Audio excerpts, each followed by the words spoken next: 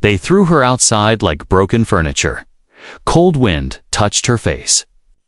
She didn't cry anymore. She had cried enough already. She was born different, born without legs, in her world. That was worse than death. In her world, a female had one purpose: to grow strong and give strong children. But she couldn't even stand. Her name was Kara. She was part of a tall alien race called the Zarn. Zarn women were known for battle, beauty, and breeding strength. Kara had none of these when she was young. Her own mother hid her from guests. "Don't let others see you," she'd say with shame. Her father never spoke to her. Her siblings walked with pride, but Kara only dragged her body with her arms. At 10 years old, they sent her to the State Care Dome. There, she met others like her, abandoned, forgotten, discarded, but even among the forgotten, Kara was the lowest. No legs meant no future. No legs meant no worth. Years passed, she watched. Other girls taken by families, some adopted, others chosen for training. But Kara was always left behind. She sat near the window every day, her eyes fixed on the stars. Why was I born like this? She would whisper to the stars. No answer ever came. Then, one day, something strange happened. The Care Dome's power systems failed. The staff called a human engineer from the outer colonies. Humans were rare on this planet, mostly seen in trade ships, but this one walked through the dome like he didn't belong. His name was Aaron. He wasn't tall, not like the Zarn. His skin was tan, eyes full of curiosity. He fixed machines. Not people yet. Fate had other plans. While he worked on a broken panel, he saw movement in the shadows. He turned and saw Kara watching him silently. He blinked in surprise, not because she had no legs, but because of the sadness in her eyes. Kara quickly turned away. She wasn't used to anyone looking at her, especially not a man. Especially not without disgust. Aaron finished his work, but couldn't forget that face. The next day, he came again, this time with food. He sat near her and said, "Hey." Kara didn't answer. "I brought some cookies," he added, holding up a small silver pack. Still no reply, but her eyes moved, just slightly. He left the pack near her and walked away. That night, Kara stared at the unopened packet for hours. She hadn't had cookies before. The staff gave her only what was required: tasteless food paste. Finally, she opened it, and for the first time in years, she smiled. Just a little. Aaron came again the next day. He sat beside her again. "My name's Aaron. I fix things," he said, smiling. Kara finally looked at him and said in a soft voice, "Why are you talking to me?" "Because you're here," he answered simply. She didn't understand. No one talked to her just because she existed. "Do you want to walk?" he asked suddenly. Kara laughed, a dry, broken laugh. "I don't have legs," she said. "You can fix that." Aaron's eyes twinkled. "Maybe not today," he said, "but maybe soon." She stared at him like he was crazy. But something in her heart fluttered just a little, like a seed waking after years of winter. That night, Kara dreamed for the first time in ages. She dreamed she was standing, walking, dancing under stars, and someone was holding her hand. A man with soft eyes and warm hands. Morning came. She crawled to the edge of the window and looked at the stars again. But this time, her lips whispered something different. "Maybe," she said. Just maybe, and in a quiet corner of the dome, Aaron was already sketching plans on his datapad. Plans for something impossible. Plans for a gift that would change everything. He didn't see her as broken. He didn't see her as useless. He saw her just her, and that, for the first time, was enough. People usually stared at Kara once, then looked away forever. But this human? He kept coming back. Aaron wasn't like the others. He didn't wear armor, didn't walk with a cold face. He smiled, asked questions, and brought her strange things: warm food, sweet fruit, even a soft blanket, things no one had ever given her before. At first, Kara thought he was just being kind. Then she thought maybe he was bored. But one morning, she asked him, "Why do you sit with me?" Aaron tilted his head. "Because I want to," he said simply. Kara blinked, confused. "No one ever wants to," she whispered. He smiled again. "Then I guess I'm the first." From that day, he came every afternoon after work. He didn't talk too much, just sat near her and shared stories. He told her about Earth, about its oceans, mountains, and soft white snow. Kara closed her eyes when he described it. In her mind, she could see waves crashing, feel cold flakes on her skin. She started speaking more, slowly, shyly, but she did. She told him about the care dome, about how the other girls were taken away, about how the staff barely spoke to her. Aaron listened, really listened. He didn't interrupt, didn't look bored. Instead, he leaned forward and said, "That's not fair." Kara's eyes widened. That was the first time someone had said those words for her. One day, Aaron brought a small device, silver, flat, with blinking blue lights. He showed her a screen. It had a picture of metal legs, shiny, thin, shaped like art. Kara frowned. "What's that?" "It's for you," Aaron said, smiling. Her mouth dropped open. "What do you mean?" "I'm building you legs," he replied. Like it was the most normal thing in the world. Kara shook her head quickly. "No, no. That's not possible." Aaron gently placed the device beside her. "I'm not promising perfection," he said, "but I can promise effort." She stared at the device long after he left that day. No one had ever promised her anything. Not even effort. Weeks passed, Aaron kept coming, and Kara kept watching. He started working in the small repair room near the back of the dome. She wasn't allowed inside, but sometimes she heard strange noises, grinding, hissing, even tiny explosions. He'd come out covered in dust and grease, smiling like a child with a secret. Then one day, he came in with something under his arm. It looked like legs, but not just legs. They were curved, smooth, and shaped just for her body, light metal mixed with soft padding. They looked strong and beautiful. "I'm not ready," she whispered, her voice shaking. "You don't have to be," he said. "But these are." She touched them with trembling fingers. "I'm scared." Aaron knelt beside her. "I'll be right here," he said. Always. That night, they began. Aaron worked with calm, gentle hands. He attached the cybernetic legs to her lower body. It hurt at first, but Kara didn't scream. She bit her lip and focused on his eyes. They were calm, full of light. When it was done, Aaron stepped back and said, "Try to stand." Kara hesitated. She had dreamed of this moment for years.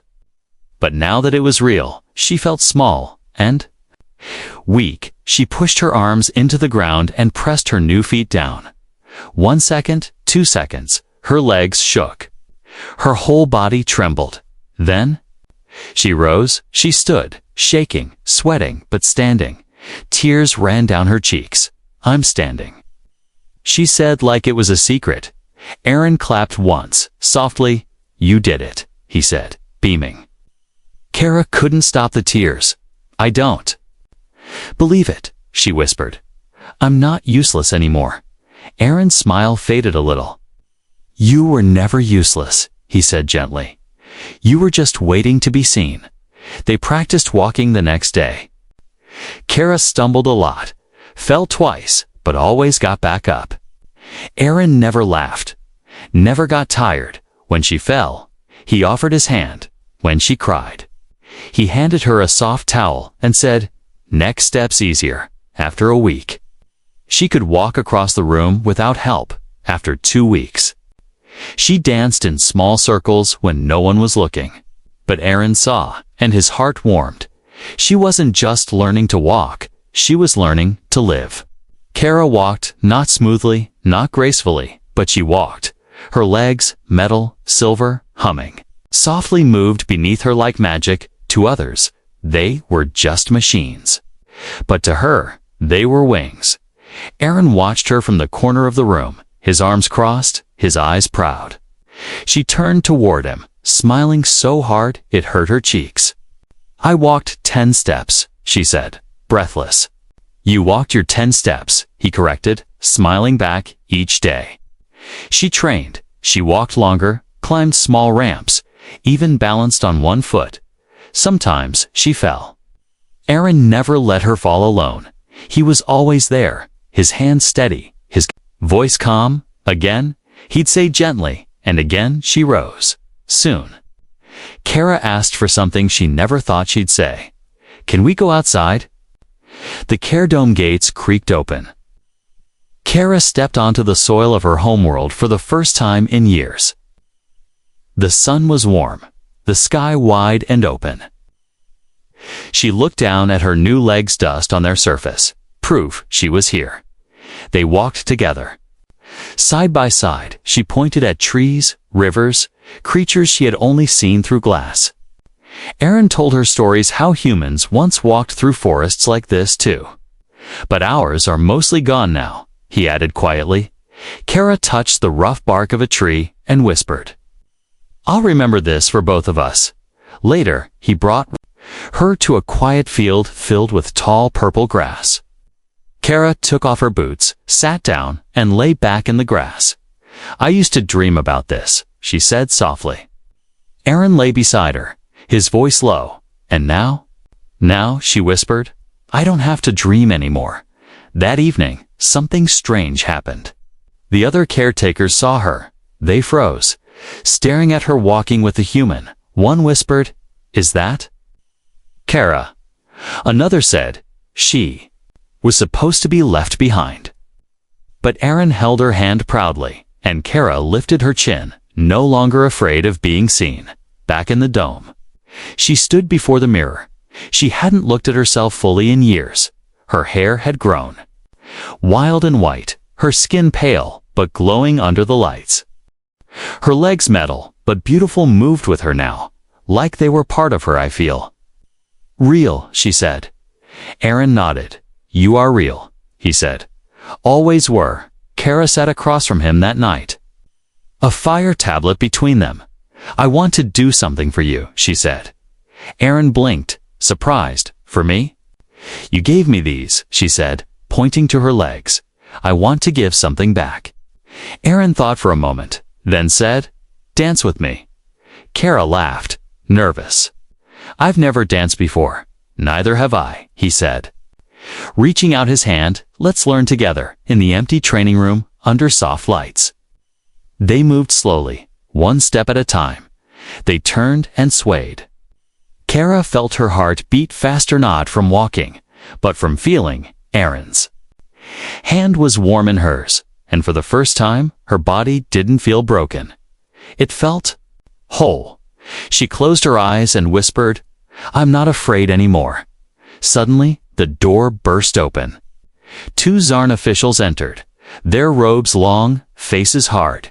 They stared at Kara and then at Aaron. "You've violated class protocols," one said. "She was not approved for external contact," said the other. Kara stepped forward, standing tall on her cybernetic legs. "I'm not a prisoner," she said, voice strong. "I'm not a machine, and I'm not your mistake." Aaron stepped beside her. "She's free now," he said, "and she's not going back to being forgotten."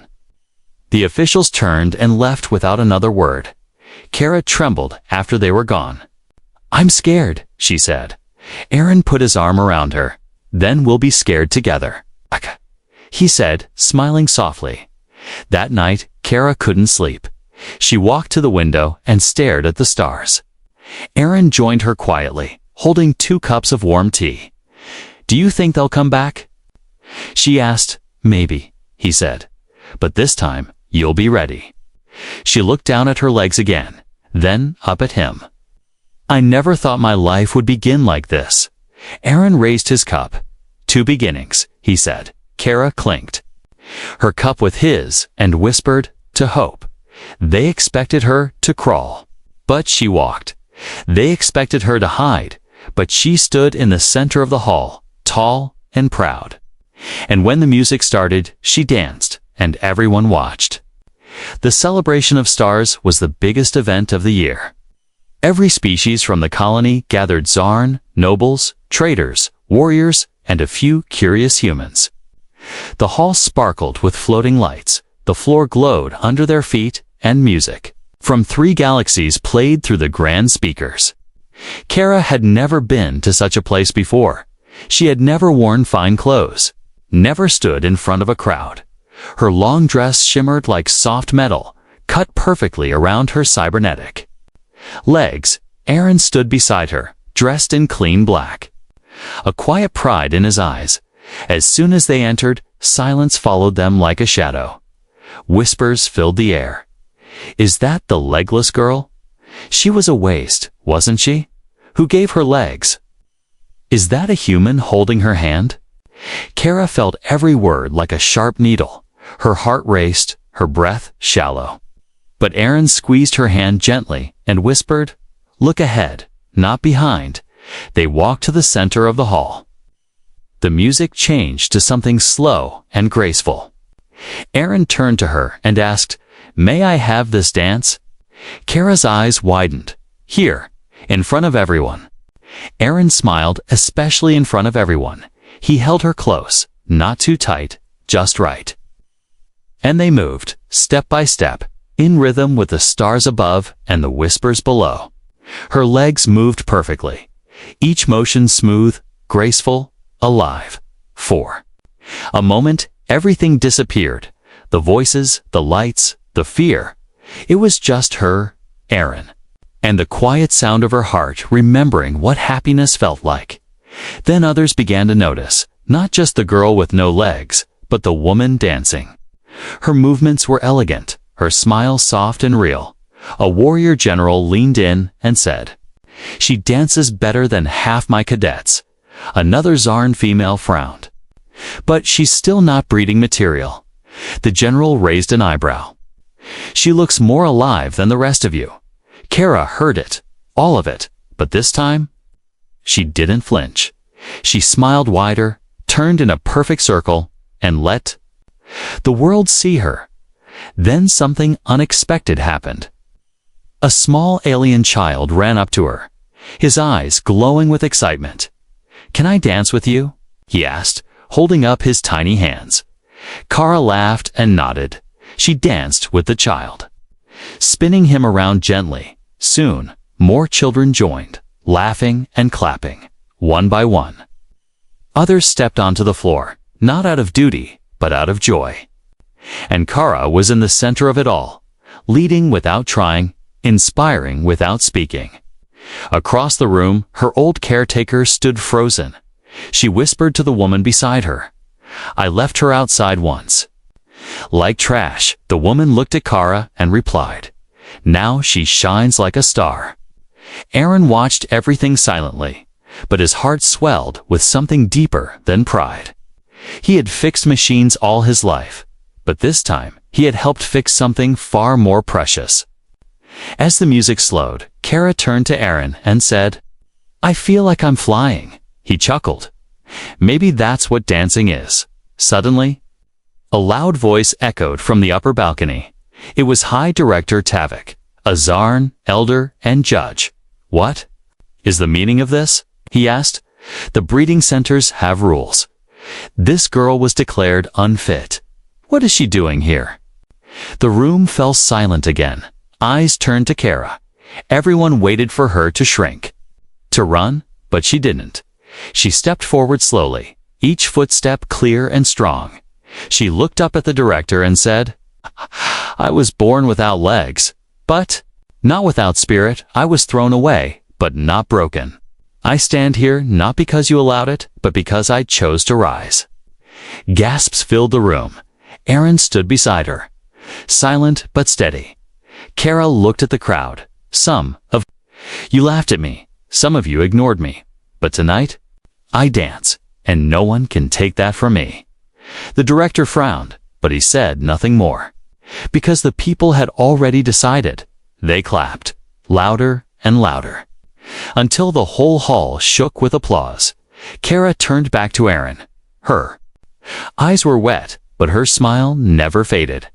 "I used to dream of walking," she said. "Now I dream of running." Aaron smiled back. "Then let's run together." And under the light of 3 moons shining through the glass ceiling, she danced. Again, not for the crowd, not for the stars, but for herself, because she could. The stars outside the dome were quiet, but inside, Kara's heart beat like thunder. She sat near the window, knees pulled to her chest.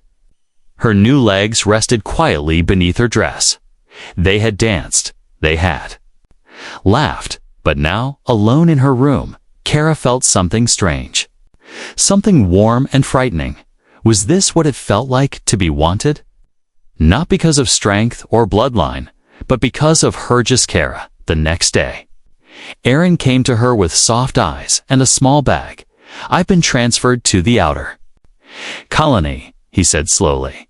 Kara froze, her breath catching. "For how long?" she asked. "They offered a full-term contract," he replied. 12 months. Maybe more." She looked away, trying to hide her face. But Aaron stepped closer and knelt down. "I want you to come with me," he said. Her eyes shot up, full of disbelief. "Me?" "Yes, you," he smiled. "We'll get a permit. I'll set up a space in my quarters for your training. And you can walk under a different sky." Kara didn't know what to say. No one had ever asked her to come along. People left her, pushed her away, ignored her. But Aaron was asking her to belong. The next week was filled with questions and stares. When they left the dome, staff whispered, "She's not even his species. Why would a human take her in?" She was a defect, a useless one. But Aaron didn't care, and slowly, neither did Kara. They arrived at the outer colony, a mining and research post built into a rocky cliff. Not as beautiful as the cities, but peaceful, open, and quiet. Aaron showed her the room, small, clean, with a soft bed and wide window. "I can decorate it if you want," he said nervously. Kara just smiled. "I've never had my own room before." They settled into a rhythm. Aaron worked during the day repairing machines. Kara stayed at home. Learning through the datapad he gave her, she studied human language, history, even their art and music. She practiced walking on uneven ground, learned to climb stairs every day. She grew stronger. At night, they ate together. Simple meals, but full of warmth. They'd talk for hours, sometimes about dreams, sometimes about fears. Aaron never rushed her, never touched her without asking, but he always looked at her like she mattered. One night, the wind howled through the cliffs. Kara woke up shaking, her old fears returning in the dark. She remembered the cold floor of the care dome, the silence, the shame, the loneliness. A knock came on her door. Aaron stood outside with a blanket and tea. "I couldn't sleep either," he said softly. They sat together by the window, wrapped in silence. "Why me?" Kara asked suddenly. Aaron looked at her, surprised. "You could have helped anyone? Why me?" He placed his cup down slowly and said, "Because when I saw you, I saw someone who hadn't been given a chance, and I believe in second chances." Tears filled her eyes, but she didn't look away. Instead, she leaned her head on his shoulder, and for the first time, she let herself rest. The next morning, something was different. Kara smiled more, laughed easily. She helped him with small repairs, handed him tools, asked questions. She wore colorful dresses that flowed around her metal legs, and every time Aaron looked at her, he saw beauty, not because she was perfect, but because she was real. One day, while cleaning the tool shed, she found a small box. Inside it were blueprints, early versions of the cybernetic legs, drawings, notes, and sketches labeled Project K. She traced the lines with her fingers. He had been designing them long before she ever believed she deserved them. That night, she cooked for him for the first time. A simple stew using human and Zarn ingredients. Aaron took a bite and smiled. "It's perfect," he said. She blushed. "I learned from watching you." They sat under the stars, wrapped in silence again. But this time, it wasn't heavy. It was warm, peaceful. Kara turned to him and asked, Do you ever wish I was more? Aaron looked at her and said firmly, You're already everything. Her heart trembled. She reached for his hand, and he didn't pull away. They sat like that until the moons rose, and in that still night, Kara understood something. She wasn't just surviving anymore. She was living, and more than that, she was loved. Kara was late. She was never late. Her hands trembled as she held the test strip. It blinked softly in her palm, glowing green. She looked at it once more, then again. No. She whispered, This isn't possible. Her breath grew shallow, her heart racing. She had only taken the scan because of the strange feelings, tiredness, dizziness, and a fluttering inside her belly. She thought maybe her legs needed adjusting. But now, everything had changed. The small device in her hand displayed one word in glowing text. Pregnant. Kara stared at the word as if it were written in a language only her soul understood. She didn't cry. Not yet. Her mind filled with voices, old voices from her past. She's defective. She never bear children. She isn't breeding material. She slowly walked back to the house. Legs shaking with every step, Aaron was fixing a loose panel near the roof when she entered. He looked down and smiled. There you are. Thought I lost you to the stars again. She didn't smile back. Instead, she sat at the table, her eyes wide and distant. Aaron climbed down quickly, noticing her pale face. Kara, what's wrong? She held up the test silently. He read the screen, blinked, then blinked again. A long pause followed. Then his voice came low and careful. Is this real? She nodded slowly. I double-checked. Twice, Aaron sat beside her, taking her hand. His thumb brushed over her knuckles gently. I didn't think. Me neither, she whispered. They always said I couldn't. He looked into her eyes and asked, Do you want this? Kara's lips trembled. I don't know how to want something so big. Aaron pulled her into his arms and held her there.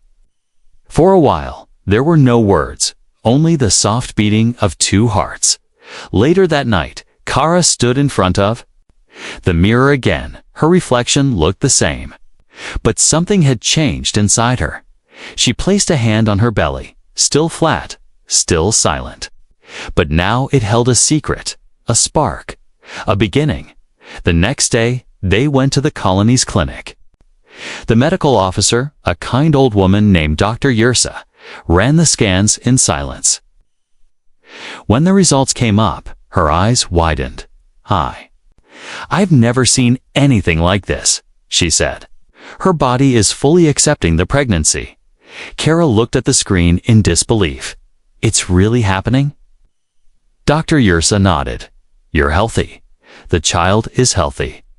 This is extraordinary. Word spread quickly. The colonies come, boards buzzed with disbelief. Is it true? The legless girl she's expecting. With him, many refused to believe it. Some called it fake. Others said it was unnatural. But Kara no longer cared. Because every morning she felt the flutter grow stronger. And every night, Aaron read to her stories from Earth about children, about dreams, about family. One evening, as the sun dipped behind the rocks, Kara stood outside with her eyes closed. The wind kissed her face gently. Aaron stepped beside her. Are you okay? She nodded. I'm scared, she admitted, but I'm also happy. He smiled and kissed her forehead. You're brave? No, she whispered. I'm just finally allowed to feel. The next few months passed in wonder. Kara's belly grew, and so did the warmth between them. Aaron modified the house for her comfort, built a special seat, and even painted the walls with bright colors from her homeworld. They laughed more, dreamed more, but not everyone was happy. A Zarn inspector arrived one day, dressed in ceremonial armor. He looked at Kara with cold, unreadable eyes. We heard the news, he said. This pregnancy.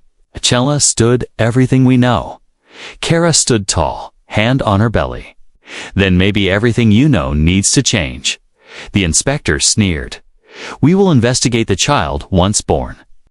It may not be accepted. Aaron stepped forward, his voice like steel. She is not your property, and neither is our child.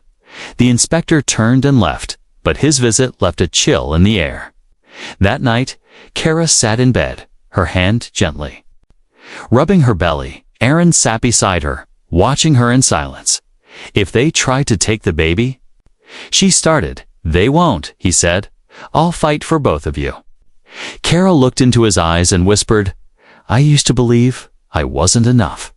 He kissed her softly and said, You're more than enough. You're everything outside. The stars twinkled like silent witnesses, and inside her, life grew strong. Warm, impossible, a miracle that no one had expected. Not even her. But now? She believed. The doors opened slowly, and silence fell across the great hall. Everyone turned to see who had entered. Their eyes widened, their whispers died, because it was her, the girl they once discarded. The one they called useless, broken, unworthy. Kara walked down the long marble path, her steps calm, her head high. Her silver legs gleamed in the soft light, but it wasn't the metal that caught their attention. It was the baby in her arms. Wrapped in a soft blue blanket, his tiny hand curled around her finger, a small tuft of white hair on his head, and his skin pale like hers. But with Aaron's eyes, she walked slowly, each step echoing in the huge chamber. At the end of the hall sat the High Council of the Zarn. Elders in heavy robes, eyes sharp like blades. The same ones who had declared her non-breeding, the same ones who once looked away. Now they couldn't look anywhere else. State your reason for appearing before the council, the head. Elder said coldly. Kara stopped in front of them and held the child higher. I bring proof, she said, voice steady, proof that your judgment was wrong. A ripple of gasps swept the room. One elder leaned forward, narrowing his eyes. That child is yours. Kara nodded. Mine and his, she said, looking at Aaron beside her. Aaron stood tall, hands behind his back, not in defiance, but in pride. Another elder scoffed. It's not possible. She had no womb. Another muttered. Machines. Don't grow life, one whispered. Kara stepped forward. You called me defective, said I wasn't worthy. But I loved, and I was loved. And this child, our child, was born from that love. The baby stirred gently, yawning. A sound so soft it seemed to echo louder than the council's doubts. You gave up on me before I even had a chance, she said. But I didn't give up on myself. And neither did he. She looked at Aaron, her eyes glowing with quiet fire. He saw me when none of you did. One of the younger elders, a female, stood up slowly. Her voice was softer, curious. What do you want from us? Kara paused, then looked around the grand hall. I don't want pity, she said. I want change. There are others like me. Girls you've hidden, abandoned, forgotten. They deserve to live. The elder frowned. Our traditions are killing hope. Kara interrupted. I'm not here to beg. I'm here to show you what's possible. She turned slightly, letting the light fall on the child's face. The baby opened his eyes bright, crystal blue, and stared at the council without. Fear, a symbol of two worlds, a child that wasn't supposed to exist. Yet here he was, alive. A long silence followed. Then the head elder finally spoke. We must consider what this means. Kara nodded. You do that, she said. But we won't wait for your approval to live. She turned to leave, but paused, then looked over her shoulder and added. And next time you see someone like me, maybe you'll think twice before throwing them away. The hall remained silent as she walked out, but something had changed in that silence. Seeds were planted, seeds of doubt, seeds of hope. Outside, the wind was soft and warm. The sun touched her skin gently, Aaron wrapped an arm around her shoulders. You did it, he whispered. Kara looked down at the baby, who was now sleeping peacefully. No, she said softly. We did it.